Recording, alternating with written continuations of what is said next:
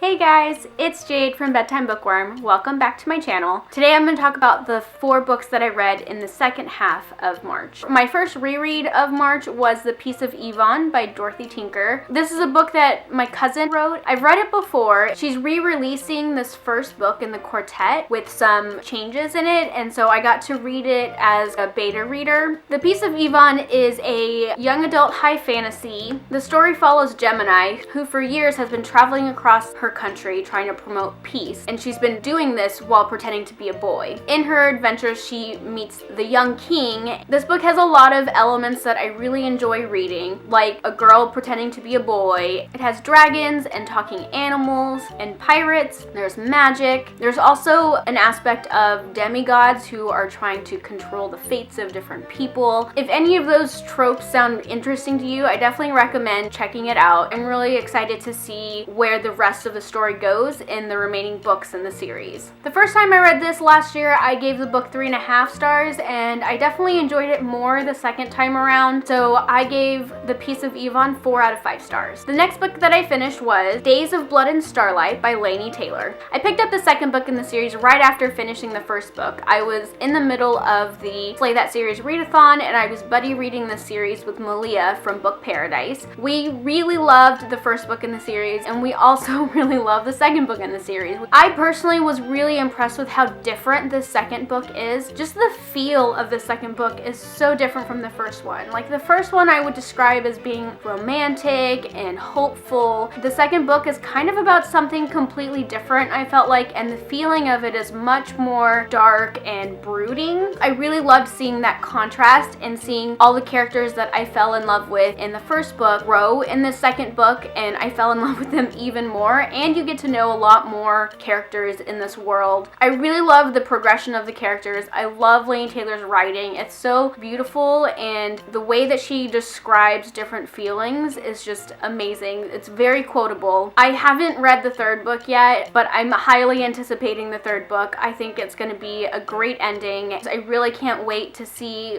where these characters go and the things that they do and how the love story ends up. I loved everything about this, just like I loved everything about the first book in the series, and I highly recommend this to any fantasy, urban fantasy lover. I think it's just fantastic. I gave The Days of Blood and Starlight 5 out of 5 stars. The next book that I finished in the month of March was Red Queen by Victoria Aveyard. This book has had a lot of mixed reviews, and I have been putting it off and have been really hesitant about reading it. There's a lot of people that really love this book, and there's a lot of people that really don't love this book. I wasn't sure where I was going to fall on that spectrum. I finally got around to reading it, and I'm so glad that I did. I definitely fall in the camp of loving this book. Red Queen is a fantasy dystopian world, which I thought was kind of an interesting combination. In this world, there are the elite group who are called the Silver Bloods because they bleed silver and they have special powers. Then there's the lower class of the Red Bloods who bleed red and don't have any superpowers. The main character, Mare, is in the red class, but at the very beginning of the book, something happens to her and she finds out that she actually has some magic powers or superpowers that she isn't supposed to have. She ends up getting involved with the Silvers because of her newfound power. I think a lot of people don't like this book because they felt like it mashed up a bunch of elements from other books that they've read, which I can definitely see where people are coming from with that, but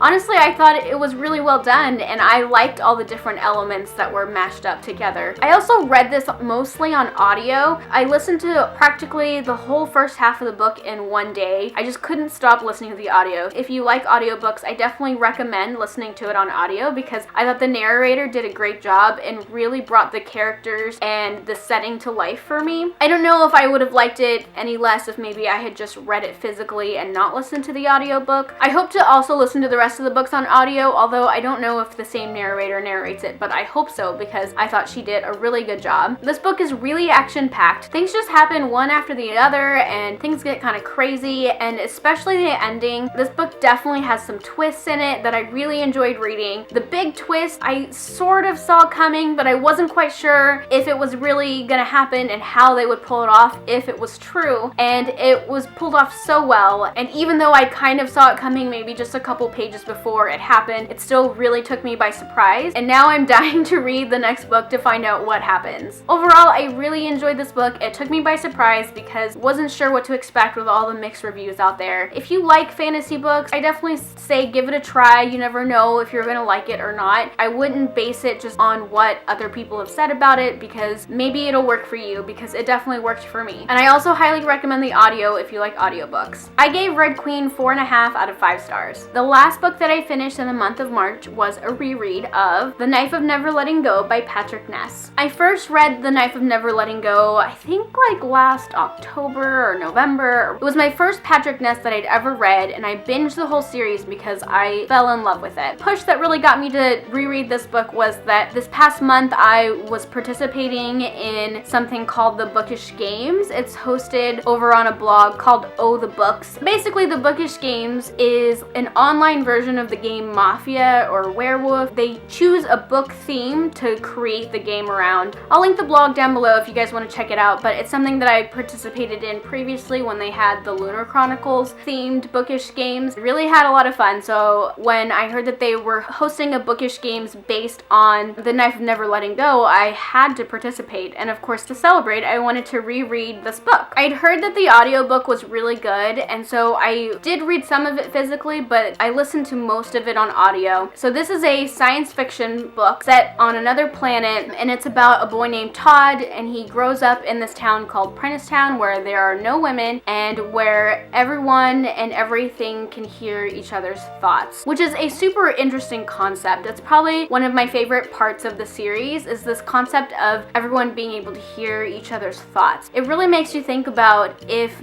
you have absolutely no privacy, what would your life be like? So that aspect of the book I think is really thought-provoking. I highly recommend the audiobook. There are some aspects of this book that just work better on audio than they do when you're physically reading it. They call this thing where you can hear everybody's thoughts noise, and I think you get a much better feeling of noise when you listen to it on audio because of the way they're able to layer everyone's different thoughts, and it just makes more sense when you listen to it than when you read it. The other aspect that I think works better over audio for this book was the book is from the point of view of Todd, and he doesn't know how to read or write, so he spells words funny and he doesn't use correct English. And I know when I first read this book that took some getting used to when I was reading it. Listening to it makes what Todd is saying make a lot more sense, and it was much easier to get into the story than when I was physically reading it. So on the one hand, it's this really action-packed and interesting story, but on the other hand, it also brings some really thoughtful elements in, like this idea of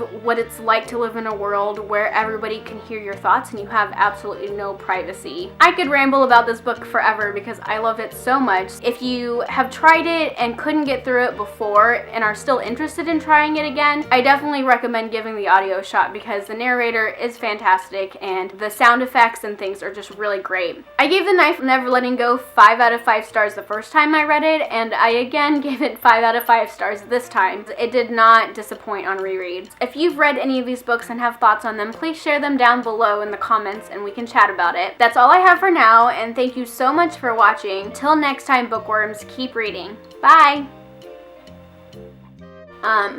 The very first, so after, who is a missing heir to a Duchess? Who is a missing heir to throne? It's not a throne. The next book that I finished was, the last book that I finished in the month of, the book is from the point of view Todd. Bye!